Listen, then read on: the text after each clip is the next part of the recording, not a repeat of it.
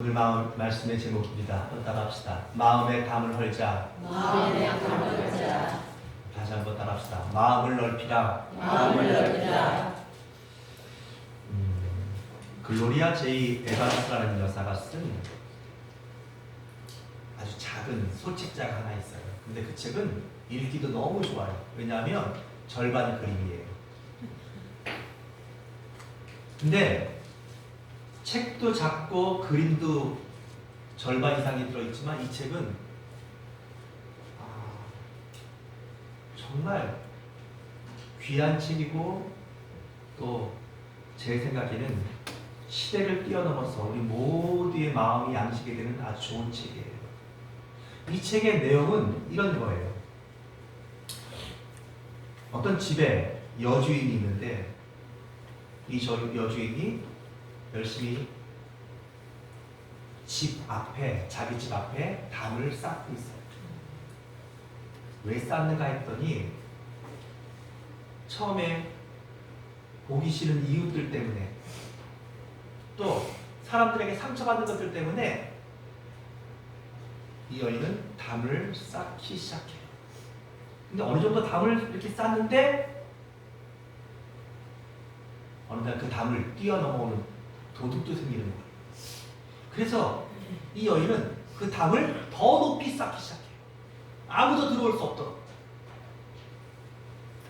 그런데 이제 아무도 들어올 수 없겠다. 만족할 만큼 담을 쌓았는데 생각지도 않은 문제가 생긴 거예요. 그 담 속에 내가 갇혀버린 거예요. 담이 너무 높아서 스스로 그 담 속에 감옥처럼 갇혀버린 거예요. 다행히도 좋은 친구의 충고로 담을 하나씩 헐기 시작한다는 그런 내용의 책이 바로 이 책인데, 어쩌면 그 책이 우리에게 말하고 싶은 것은 이 세상을 살고 있는 시대를 뛰어넘는 모든 사람들은 다 그렇게 자기 나름대로의 담을 쌓고 살고 있는 것은 아닌가 생각해 보게 됩니다. 여러분들은 어떻습니까? 우리도 지금 열심히 담을 쌓고 있지는 않습니까? 아니면 어떤 분들은 담 속에 갇혀 있는 분들도 있어요. 요즘 젊은 사람들 중에 굉장히 많은 사람들이 컴퓨터라는 담 속에서, 또 원룸이라고 하는 그 좁은 방 속에서 또 아예 나오지도 않고 사는 사람들도 있대요. 사람에게 상처받기 싫어서 아예 사람을 만나지도 않는 사람들도 엄청나게 많다는 거예요. 그 대표적인 결과가 뭐예요? 결혼을 하지 않는 거예요. 결혼해서 복잡하게 인간관계가 얽히고 그것으로 인해서 신경 쓰고 상처받는 게 싫다고 결혼을 하지 않으려고 해요. 그리고 자녀도 안 낳으려고 해요. 자녀 양육비 되는 것들도 힘들고 애 공부시키는 것도 힘들고 또 그 애 때문에 받는 스트레스, 이런 모든 것들이 어쩌면 우리 시대에 내 마음에 쌓고 있는 담, 우리 가정에 쌓고 있는 담, 우리 교회에 쌓고 있는 담. 어쩌면 여러분 교회들끼리도 사실은 담을 쌓고 있어요. 교회가 세상을 향해서 담을 쌓기도 하고, 또 교회가 교회끼리 서로 담을 쌓아서 이 교회는 들어오지 말라고, 우리 교인들 뺏어가지 말라고. 그러면서도 다른 교회들이 우리 교회에 오는 것은 다 뭐예요? 하나님의 은혜예요. 하지만 우리 교인들이 다른 교회로 가는 것은 사탄의 역사예요. 여러분, 이런 무서운 담들이 교회와 교회 간에도 쌓여지고 있고, 성도와 성도들 간에도 쌓여지고 있어요. 당시 오늘 우리가 본문으로 돌아가 보면 이 고린도 교회만큼 은사가 충만한 교회가 없었어요. 이 고린도 교회만큼 부흥이 잘 된 교회가 없었어요. 하지만 반대로 이 고린도 교회만큼 문제가 많은 교회도 없었어요. 참 이상하잖아요. 은사가 그렇게 많고 교회가 성장이 그렇게 잘 되는데 왜 고린도 교회는 이렇게 문제가 많을까요? 그래서 심지어는 이 교회 안에서 서로 싸워요. 나는 바울파다. 나는 아볼로파다. 나는 심지어 예수파다. 이러면서.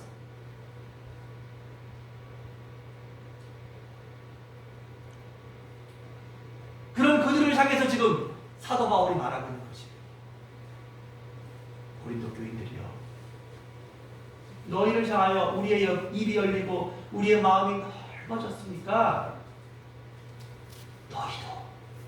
너희도 보답하는 것으로 너희의 마음을 넓혀라. 이걸 다른 말로 하면 뭐예요? 여기 플라툰데테 카이 히메이스라고 하는 마음을 넓히는, 너희의 마음을 넓히라라고 하는 이 헬라어 단어를 지금 이 시대의 단어로 해석을 한다면 저는 그게 너희 마음에 쌓은 담들을 헐어라, 그렇게 번역을 하고 싶어요.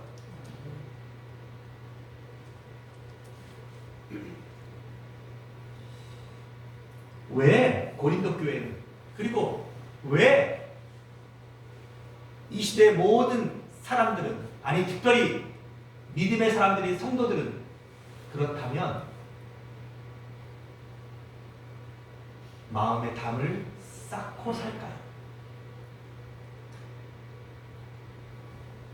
여러 가지 이유가 있겠죠. 근데 우리가 쌓고 있는 그 마음의 담들에 사용되는 재료인 이 담을 쌓는 벽돌의 재료들을 보면 왜 우리가 담을 쌓는지를 알게 돼요. 우리가 마음의 담을 쌓을 때 사용하는 여러 가지 벽돌들이 있어요. 그 중에 첫 번째가 서운함이라는 벽돌이에요. 무슨 벽돌이요? 서운함. 우리가 마음의 벽을 쌓을 때 쌓는 첫 번째 이유들 중에 하나가 바로 이 서운함이에요. 서운함. 여러분, 왜 사랑했던 사람들이 헤어져요? 왜 부모가 자식을 보지 않아요? 왜 그렇게 열심히 충성했던 그 집사님이 이 교회를 떠나게 되는 거예요? 여러 가지 이유가 있겠지만 그들 마음속에 공통점이 하나 있어요. 뭐예요? 서운함을 느끼고, 남편한테 서운함을 느끼고, 아내에게 서운함을 느끼고, 목사님에게 서운함을 느끼고, 아니 목사님이 어떻게 나한테 이럴 수가 있지? 아니 저 권사님이 어떻게 나한테 이러실 수가 있지? 우리 마음속에 어떤 마음? 서운함을 느끼는 거예요. 이 서운함이 아주 딱딱한 붉은 벽돌로 만들어지면 우리의 마음속에 담들이 시작돼요.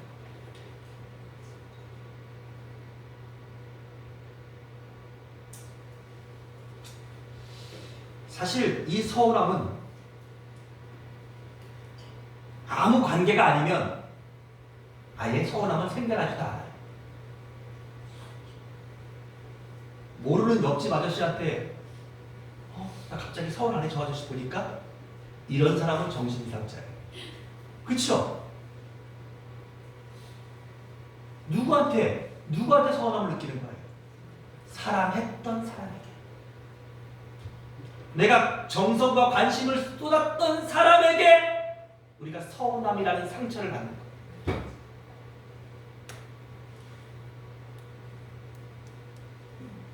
왜 그럴까요? 왜 그럴까 생각해봤어요.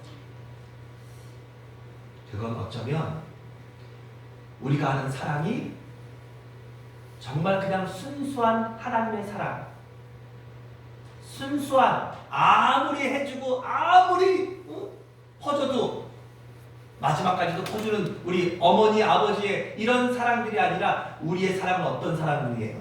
계산적인 사랑, 기대치가 있는 사랑이기 때문에 내가 이만큼 하면 당신도 이만큼을 해줘야 돼요.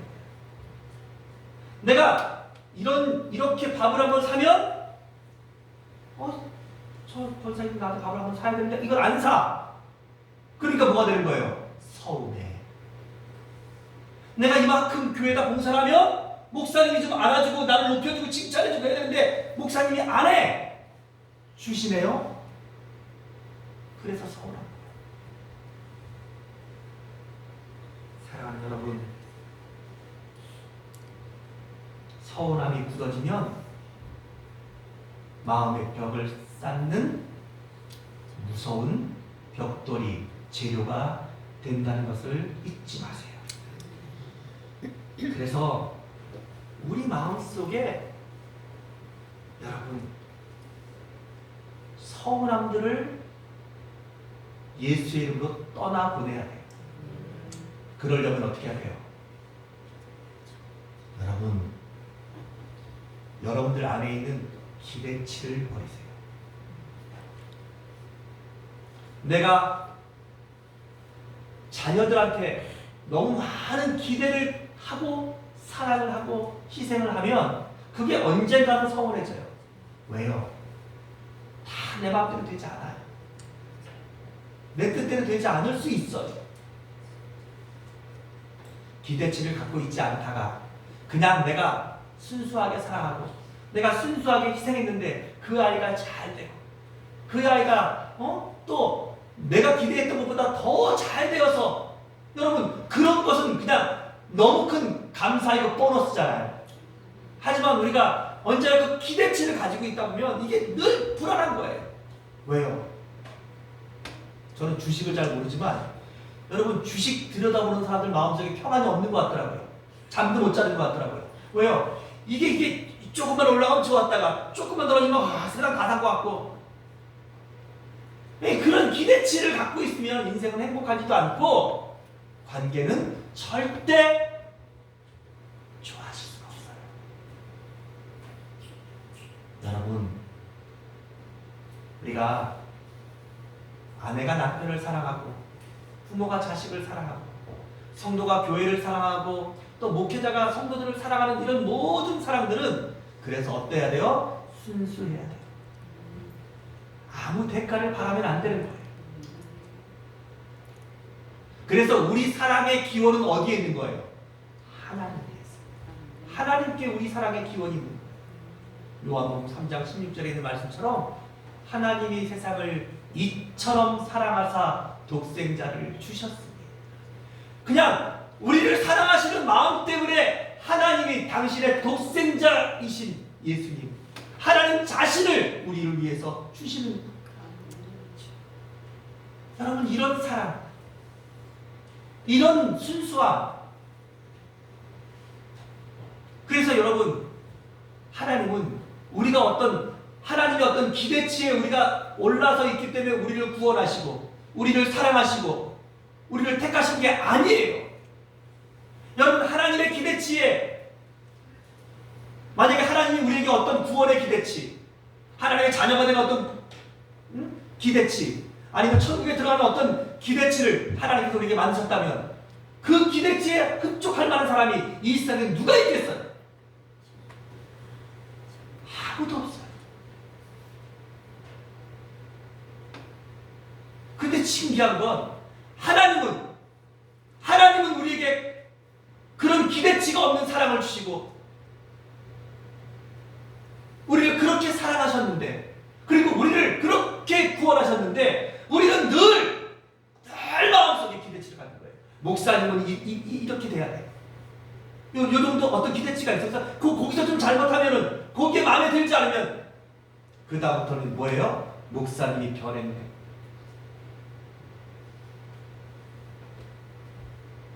우리 목사님이 타락했네.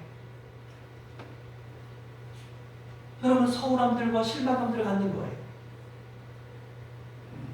물론 저는 제 나름대로 제가 여러분들을 실망시키지 않을 그 일들을 위해서 제가 최선을 다해야죠. 그건 제가 하나님 앞에서 해야 될 일들인 거예요. 근데 우리가 어떤 기대치를 아주 안 가질 수는 없어요. 사람이다 보니까 어떻게 안 가져요, 그렇죠? 그러니까 기대치를 갖지 말고 따라합시다. 소망을 품자. 기대치가 아니라 소망을 품으세요. 기대치와 소망의 차이는 딱 한 가지예요. 뭐냐면 기대치는 내가 바라는 어떤 그 소원들, 내가 바라는 나의 어떤 이상, 나의 어떤 소원, 이게 기대치예요. 소망은 뭐예요? 하나님 안에서 품는 소원들, 하나님 안에서 품는 기대, 이게 뭐예요? 이게 소망이에요.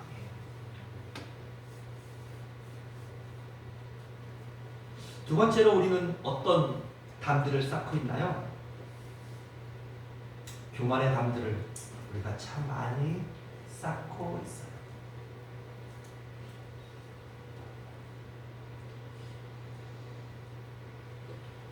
하나님이 교만한 사람을 미워하고 하나님의 교만을 싫어한다는 것을 우리가 잘 알고 있는데 여러분 조심하셔야 돼요.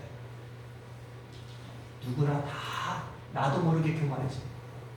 세상에 교만한 사람이 자기가 교만한 걸 아는 사람은 아무도 없어요. 한 명 있어요. 성경에 보니까 불의한 재판관, 누가복음 18장인가요?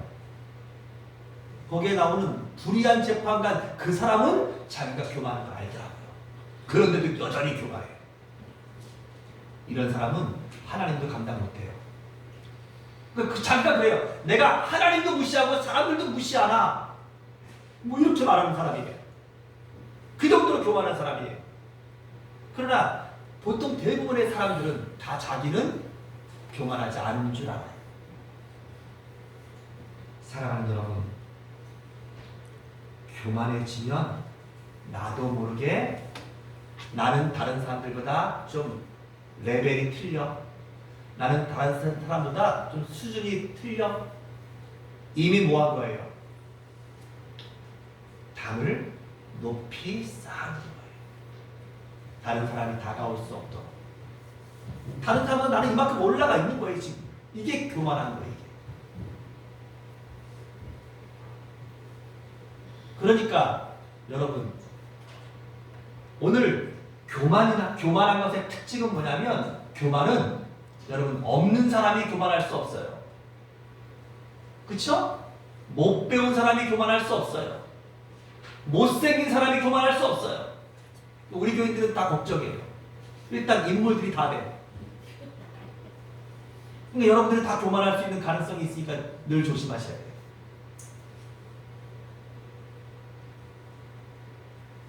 사랑하는 여러분, 생각해 보세요. 우리가 이 세상에 태어날 때 이렇게 아름답게 태어나고 예쁘게 태어나고 멋지게 태어난 건 하나님 은혜 아닙니까? 근데 그게 우리를 교만하게 만드는 잘못된 수단이 되지 않게 하셔야 돼요. 공부를 잘하게 되고 또 세상에서 일들이 잘 돼서 우리가 좀 나름대로의 어떤 성공을 하게 되고, 이런 모든 것들은 다 얼마나 감사할 일이고, 그쵸? 하나님의 놀라운 축복 아닙니까? 그런데 그런 일들이 우리를 교만하게 한다면 여러분, 그건 축복이 아니에요. 그건 오히려 우리에게 저주가 될 수 있다는 것을 기억하셔야 돼요.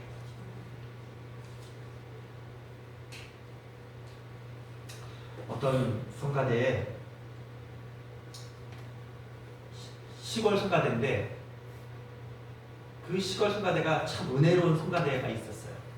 그 지휘자 집사님이 참 믿음으로 그 성가대를 잘, 그래서 정말 은혜로운 말 그대로 우리 교회 은혜로운 성가대처럼 그렇게 은혜로운 성가대였는데, 어느 날 그 교회에 서울대 음대를 나온 성악을 전공한 한 분이 이사를 오셨고, 그분이 성가대를 들어왔어요.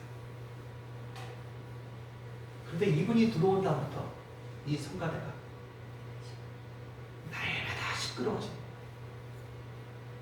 왜냐하면 이 양반이 지휘자의 말을 듣지 않아요. 자기가 지휘자보다 더 좋은 대학을 나가거든요. 자기가 지휘자보다 더 노래를 잘한다고 생각하거든요. 그래서 지휘자가 가르쳐준 것들은 듣지도 않고 자기가 부르고 싶은 대로 화음도 자기가 만들어서 하고 뭐 소리도 뭐 자기가 내고 싶은 대로 내고.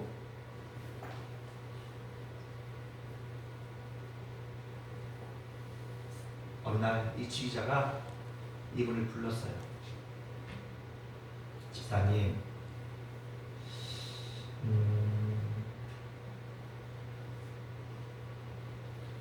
하나님이 살아계신 것을 믿습니까?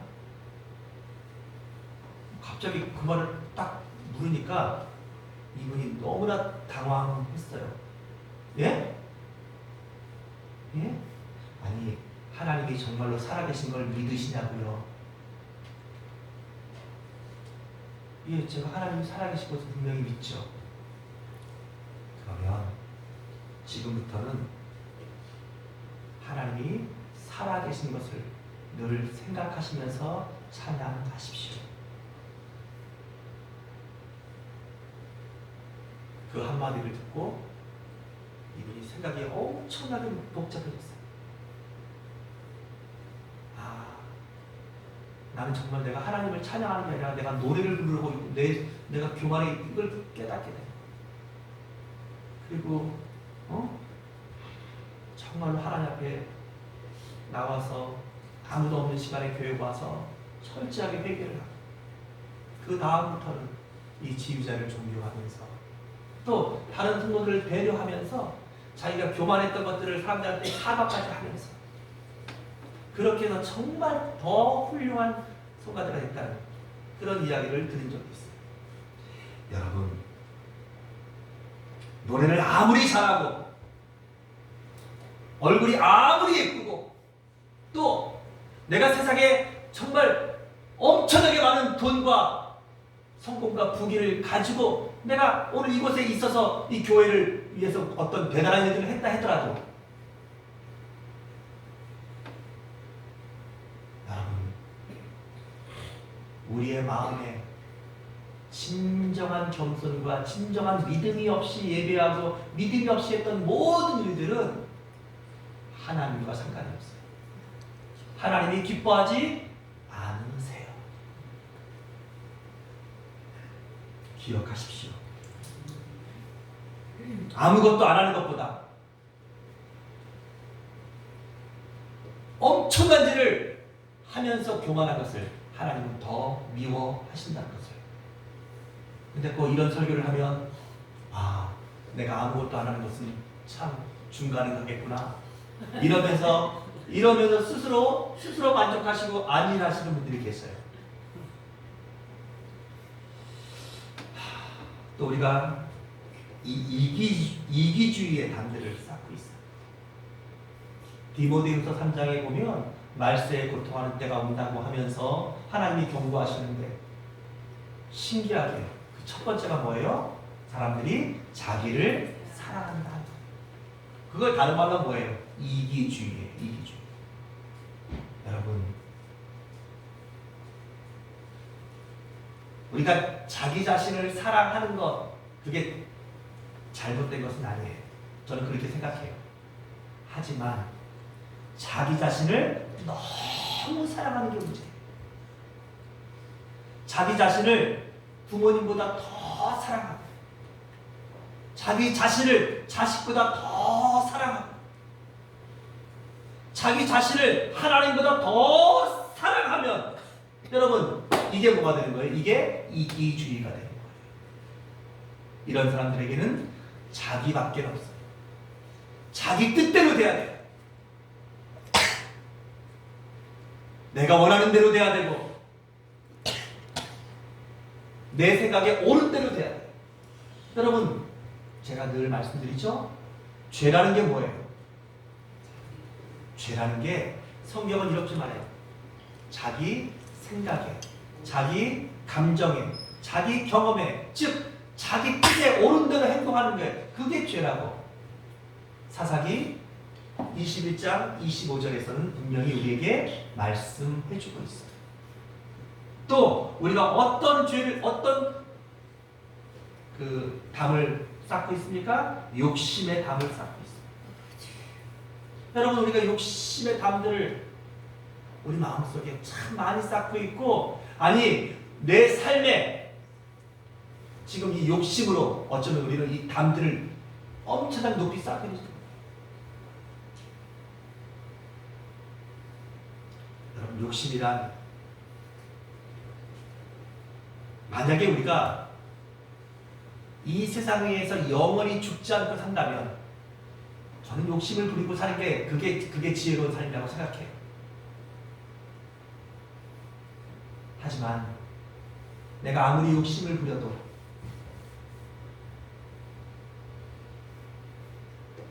우리는 내일 일을 알지 못해요. 사랑하는 여러분, 욕심을 부려서 좋게 되는 관계는 그 어떤 경우에도 없어요. 형제간에도 욕심을 부리는 사람이 하나 생기면 그 가족이 다 깨어져요.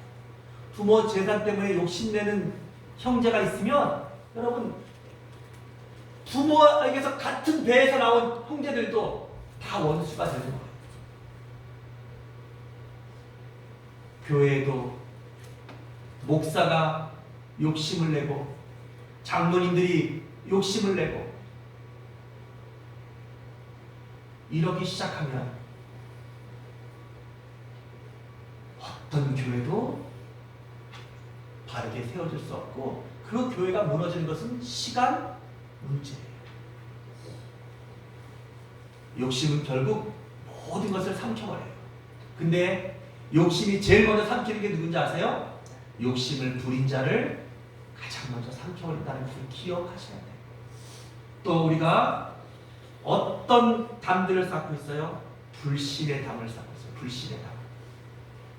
요즘 사람들은 믿으려고 하지 않아요.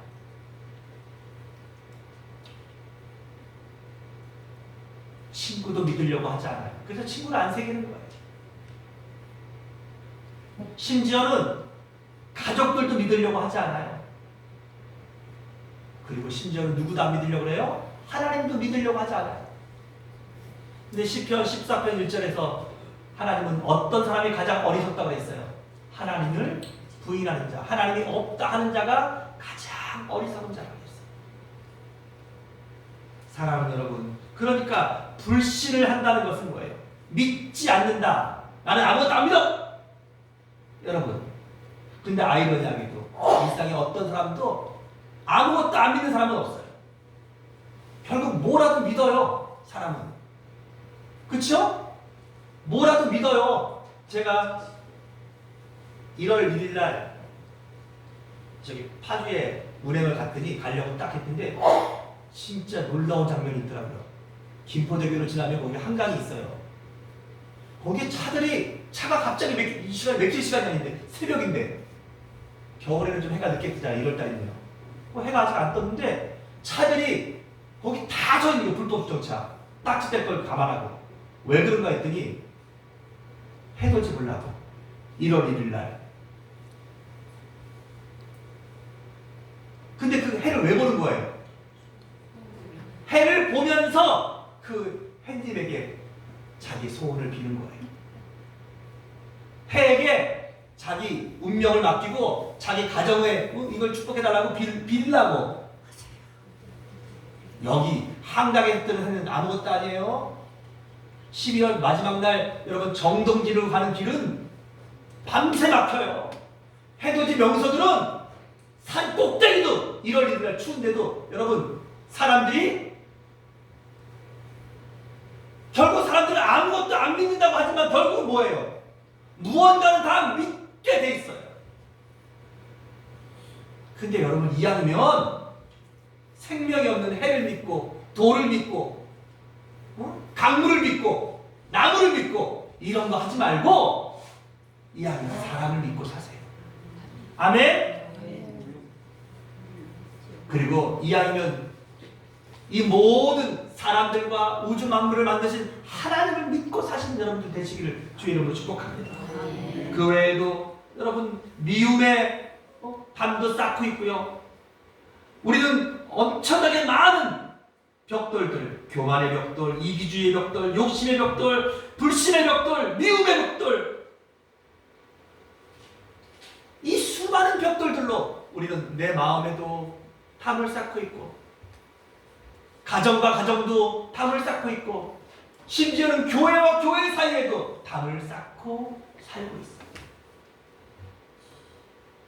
근데 오늘 글로리아 제이 에반스 여사가 쓴 그 담이라는 소설이 우리에게 알려주는 교훈은 뭐예요? 담을 쌓을 땐 모르지만 담을 높이 쌓을수록 결국 내가 뭐예요? 그 담 속에 갇혀버린다는 거예요. 그 담 속에서 내가 고립된다는 것이.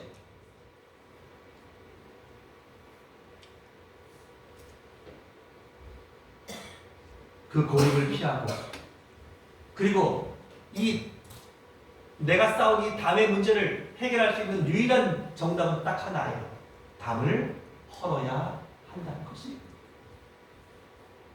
그러면 어떻게 담을 헐 수 있을까요? 어쩌면 죄를 해결하는 문제, 그리고 죄를 해결하고 우리가 살아가는 모든 성경에 대한 답들이 다 이 내 마음에 있는 담, 또 내가 쌓은 모든 담들을 허는 그런 이야기일 거예요. 그래서 뭐 감사하라, 성경을 읽어라, 기도하라, 수많은 이야기들이 그런 얘기일 거예요. 근데 오늘 저는 그 담을 허는 몇 가지 방법을 고린도 후서 5장과 6장 속에서 몇 가지를 생각해 볼 거예요. 목사님, 설교를 오래 하신 것 같지 않습니까? 네, 맞아요. 그러나 걱정하지 마세요. 첫 번째로 한번 따라합시다. 그리스도 안에 있으라. 예, 우리 고린도후서 5장 17절을 같이 한번 읽어봅니다. 시작. 그런즉 누구든지 그리스도 안에 있으면 새로운 피조물이라. 이전 것은 지나갔으니 보라 새 것이 되었다. 여러분, 우리가 새로운 피조물이 되지 않으면 우리는 여전히 또 담을 쌓는, 또 새로운 담을 쌓고 있고 더 담을 쌓는 사람들이 될 거예요. 그러니까 우리가 이 담을 헐 수 있는 유일한 첫 번째 방법은 우리가 새로운 피조물로 거듭나요. 새로운 생각, 새로운 마음, 새로운 결단, 새로운 말. 그러려면 어떻게 해야 돼요? 그리스도 예수 안에 있어야 돼요. 그래서 여러분들이 오늘 하나님의 말씀을 듣는 이 예배 안에 있는 거, 또 오늘 우리가 하나님이 이 땅에 만드신 이 교회 안에 있는 거, 또 하나님의 말씀 안에 있는 거, 그리고 늘 우리가 하나님께 기도하는 이 기도 안에 있는 이게 다 뭐예요? 그리스도 안에 있는 것이에요. 두 번째로 한번 더 합시다. 하나님의 은혜를 헛되이 받지 말라. 6장 1절부터 10절까지는 말씀들이 그 내용인데 우리 1절, 2절만 같이 한번 읽어보죠. 시작. 우리가 하나님과 함께 일하는 자로서 너희를 원하노니 하나님의 은혜를 헛되이 받지 말라. 이르시되 내가 은혜 베풀 때 너에게 듣고 구원의 너를 보았다 하셨으니 보라 지금은 은혜 받을 만한 때요 보라 지금은 구원의 날이다. 아멘. 여러분, 오늘 우리가 교회에 와서 예배를 드리고 또 하나님의 말씀을 듣고 때로는 우리가 성경을 읽고 때로는 우리가 기도하면서 때로는 찬양하면서 하나님께서 우리에게 주시는 은혜가 있어요. 아멘. 왜냐하면 분명히 하나님은 우리에게 은혜 주시는 하나님이세요. 그래서 보라 지금은 은혜 받을 만한 때요 보라 지금은 구원의 날이라 그랬어요. 그런데 문제는 우리가 이 은혜를 받고 뭐 한다는 거예요? 집에 가면서 다 잊어버려요.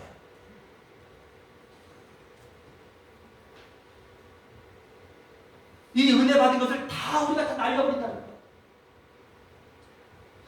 오늘 우리가 이 담을 헐 수 있는 두 번째 방법은 뭐냐면 우리가 그리스도 안에 있는 새로운 피조물이 된 것을 여러분들이 믿으신다면 하나님 주신 은혜를 헛되이 받지 않아야 돼요. 이 은혜를 잊어버리지 않아야 돼요.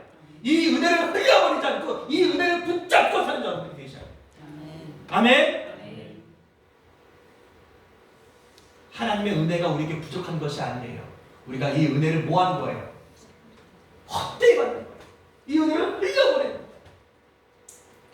매주 설교를 읽고 매주 예배를 드려도 여러분들이 조금 더 변하지 않는다면 여러분의 생각, 여러분의 결단, 여러분의 인생 이게 하나도 바뀌지 않는다면 여러분 우리 어르신들이 매일마다 우리에게 뭐라 그랬어요? 그런 사람을 향해서 소기에 경읽기라고. 우리가 정말 소에다가 뭐 좋은 말들 아무래도 이 소가 알아듣지 못하잖아요. 오늘 여러분과 내가 하나님 앞에 그런 예배를 드리면 안 돼요. 우리가 그런 인생을 살면 안 돼요. 우리가 조금씩이라도 듣고 깨닫고 변화달라고 했어야 되고 또 변화돼야 돼요.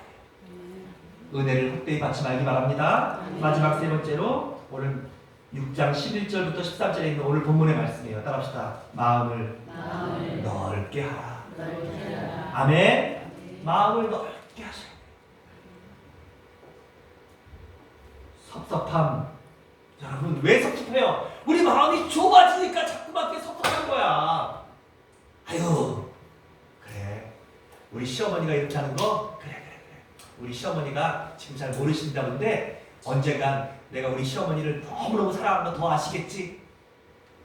내가 우리 시어머니를 더 기도해야지. 여러분 이렇게 마음을 넓히셔야 돼요. 아멘? 아이고 우리 남편이 이렇게 내 사랑을 몰라주네. 여러분 그것 때문에 섭섭해하지 말고